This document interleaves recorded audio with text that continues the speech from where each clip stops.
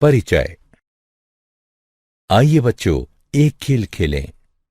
उस छात्र को पुरस्कार मिलेगा जो मेरे द्वारा छिपाए गए चॉकलेट के डिब्बे को खोज लेगा। सर, लेकिन हम इसे कैसे खोजेंगे? क्या आप हमें कोई सुराग देंगे? नहीं सागर, कोई सुराग नहीं मिलेगा। तुम्हें अपने आप खोजना है। तुम क्या सोचते हो? ये आसान है। सर, मुझे नहीं लगता है पूरी कक्षा इसे खोजेगी और इससे अव्यवस्था फैल जाएगी। सागर, तुम सही हो। इसी प्रकार जब हम तत्वों को खोजते हैं तो एक अव्यवस्था हो जाती है। आओ, मैं तुम्हें इसके बारे में विस्तार से बताऊं।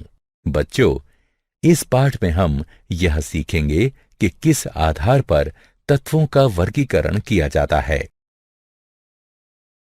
उद्देश्य। इस पाठ के अंत में आप निम्न करने में सक्षम हो जाएंगे। तत्वों के वर्गीकरण के प्रारंभिक प्रयास का वर्णन करना, मेंडेलीव की आवर्त सारणी का वर्णन करना, आधुनिक आवर्त सारणी का वर्णन करना।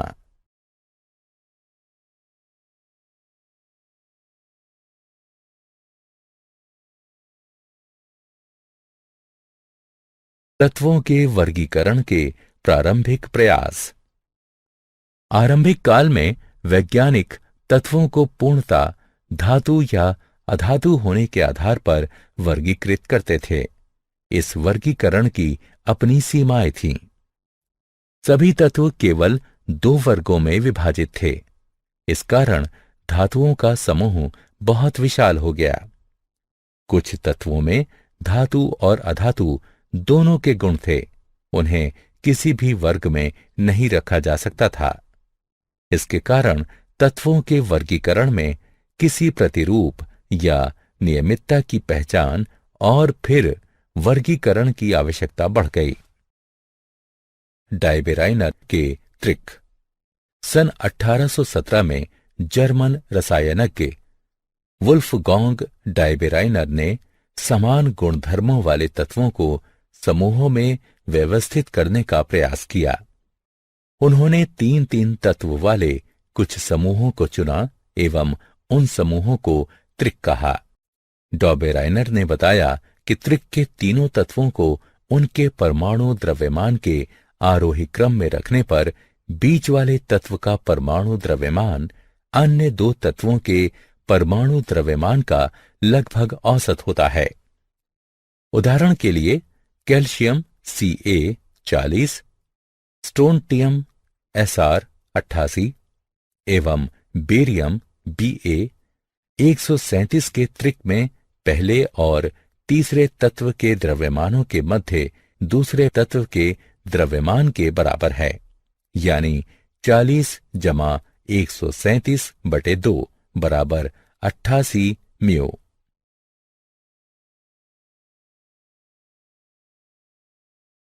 क्या आप जानते हैं? जर्मन लेखक गोइथे डॉबेराइनर के दोस्त थे। वो डॉबेराइनर का व्याख्यान नियमित सुनते थे और उनकी केमिकल एफिनिटीज के सिद्धांत का प्रयोग उन्होंने अपनी 1809 के प्रसिद्ध लघु उपन्यास इलेक्टिव एफिनिटीज में किया था। न्यूलैंड्स का अष्टक सिद्धांत। डॉबेराइनर के शोध ने दूसरे वैज्ञानिकों को भी तत्वों के वर्गीकरण के लिए प्रेरित किया। त्रिक ज्यादा उपयोगी नहीं थे क्योंकि वो एक साथ केवल तीन तत्वों को वर्गीकृत करते थे। सन 1866 में अंग्रेज वैज्ञानिक जॉन न्यूलैंड्स ने खोज की कि जब तत्वों को परमाणु द्रव्यमान के आरोही क्रम में व्यवस्थित किया जाता है तो प्रत्येक आठवें तत्व का गुणधर्म पहले तत्व के समान होता है। इसे अष्टक सिद्धांत कहा गया। इससे केवल कैल्शियम तक के तत्वों को इस क्रम में व्यवस्थित किया जा सकता था, यद्यपि उस समय तक 60 से ज्यादा तत्व ज्ञात थे।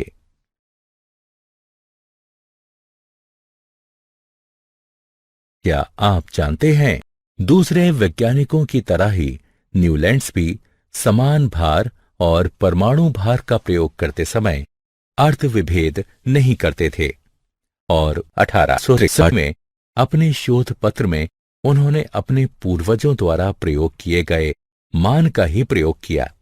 इस पद को अब सापेक्षिक परमाणु द्रव्यमान कहते हैं।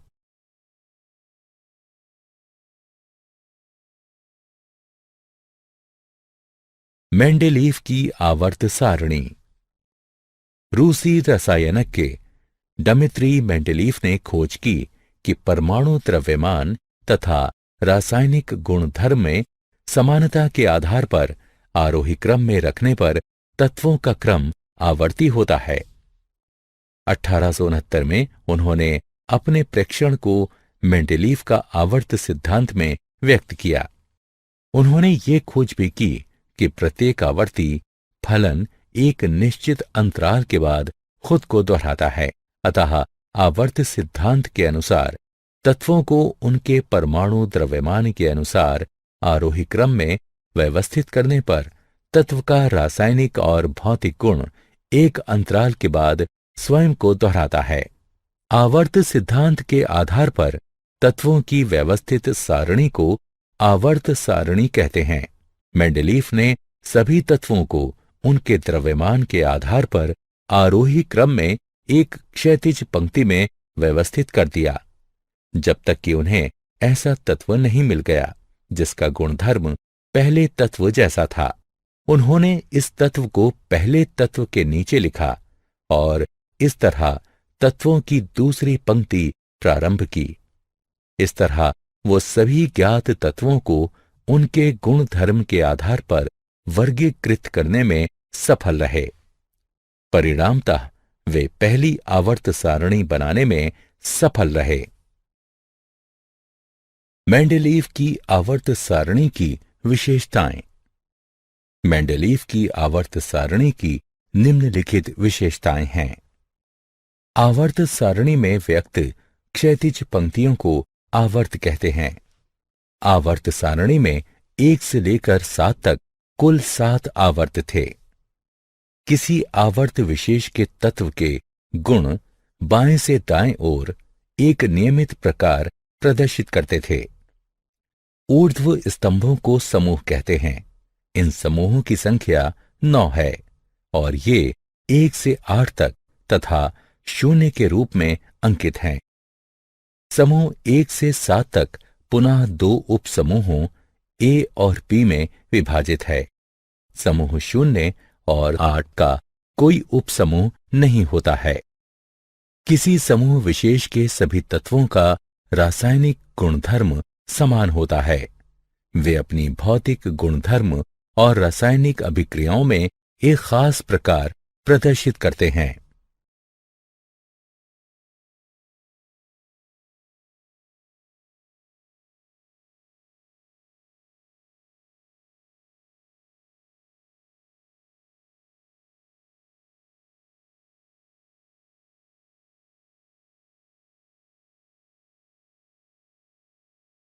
मेंडेलीव की आवर्त सारणी की सीमाएं।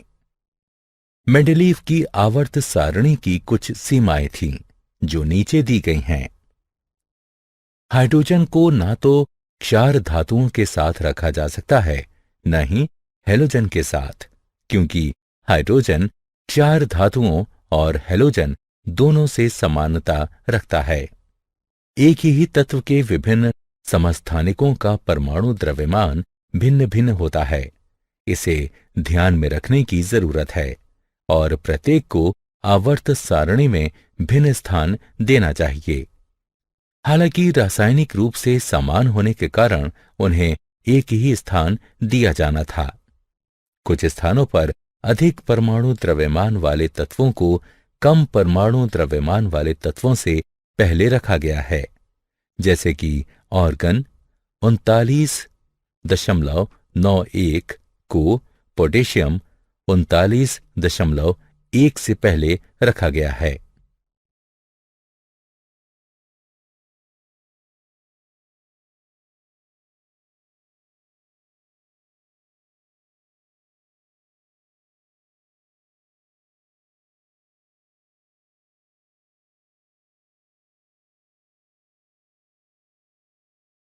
क्या आप जानते हैं, मेंडलीफ ने पेट्रोलियम के मूल स्रोत का अध्ययन किया और इस निष्कर्ष पर पहुंचा कि हाइड्रोकार्बन अबायोजेनिक हैं और धरती के बहुत भीतर से आते हैं। उसने लिखा था, ध्यान देने वाली मुख्य बात यह है कि पेट्रोलियम धरती की गहराई में जन्म लेता है और यही इसके मूल स्रोत की खोज करनी चाहिए।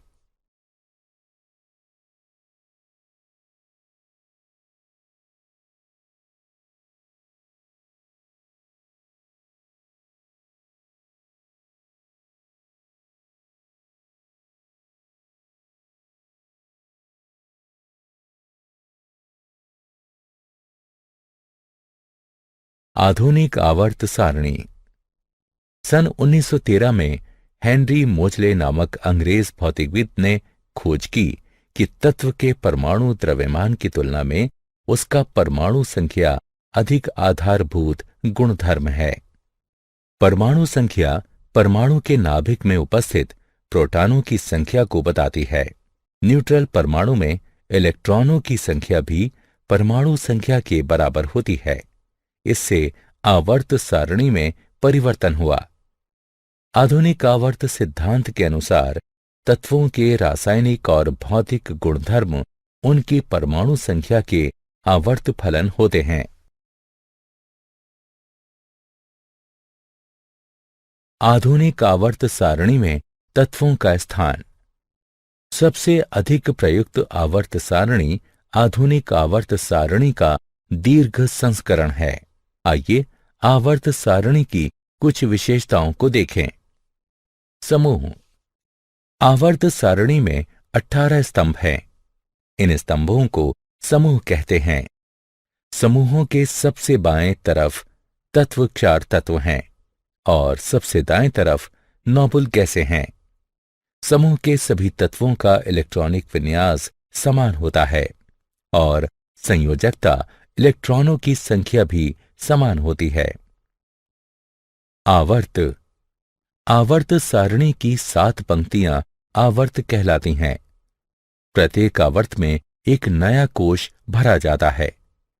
आवर्त संख्या उस कोश की भी संख्या होती है जिसका भरा जाना शुरू हुआ है।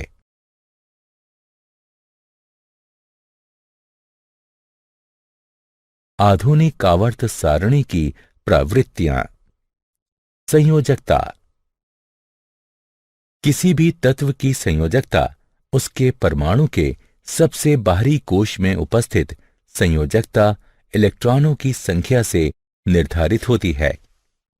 एक आवर्त में संयोजकता इलेक्ट्रॉनों की संख्या बढ़ती है। परमाणु साइज, घनत्व, गलनांक और क्वथनांक जैसे भौतिक गुण परमाणु साइज पर निर्भर होते हैं। परमाणु साइज की सही माप करना बहुत कठिन होता है। हालांकि परमाणु त्रिज्या परमाणु साइज को मापने में सहायता करती है। धात्विक एवं अधात्विक गुणधर्म। धातुओं का गुणधर्म विद्युत धनात्मकता है, यानी इनमें इलेक्ट्रॉन को त्यागने, धात्विक द्युति, मृदुता, आघात वर्धनीयता और विद्युत चालकत्व का गुणधर्म होता है। किसी तत्व की धात्विक गुणधर्म इस बात पर निर्भर होती है कि वो कितनी आयनन ऊर्जा उत्पन्न करती है। आयनन ऊर्जा जितनी कम होगी, विद्युत धनात्मकता उतनी ही अधिक होगी और तत्व उतना ही अधिक धात्विक होगा।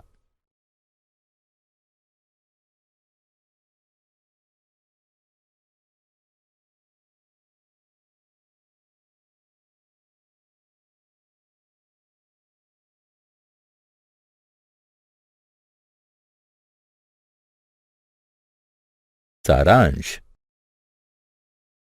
आइए हमने जो कुछ सीखा है उसे संक्षेप में दोहराएं।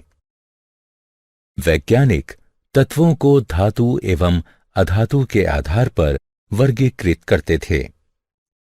डॉबेराइनर ने समान गुणधर्म वाले तत्वों की पहचान की और उन्हें त्रिक नामक समूह में वर्गीकृत किया। न्यूलैंड्स ने तत्वों को बढ़ते परमाणु द्रव्यमान के क्रम में वर्गीकृत किया। इसे अष्टक का सिद्धांत कहते हैं। मेंडलीफ ने आवर्त सारणी का निर्माण किया और तत्वों को उनके परमाणु द्रव्यमान के आधार पर व्यवस्थित किया।